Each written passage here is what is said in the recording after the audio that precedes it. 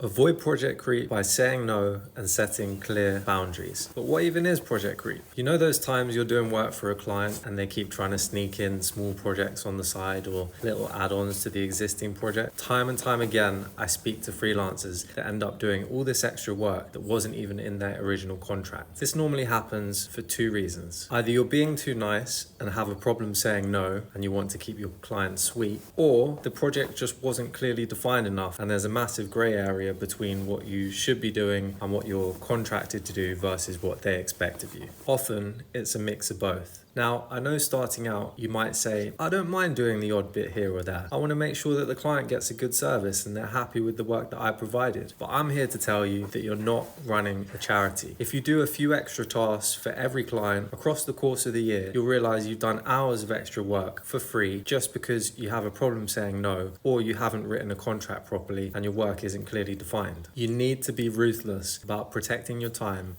and protecting your profits. Now, I'm not saying be an asshole about it. I wouldn't charge for sending an email or just jumping on a quick call, but you really need to draw the line somewhere. So I tend to use this rule of thumb. If it takes you more than 15 minutes to do the task, you should be charging them for it. As with every area of life, people would take advantage if you let them. So you really need to provide an outstanding service, but also set boundaries. So to summarize, say no when a task that you're asked to do is outside of your agreed contract. And from the beginning, make sure you have clearly defined terms so you know exactly what your responsibility is and the client can have clear expectations as to what you will do for them.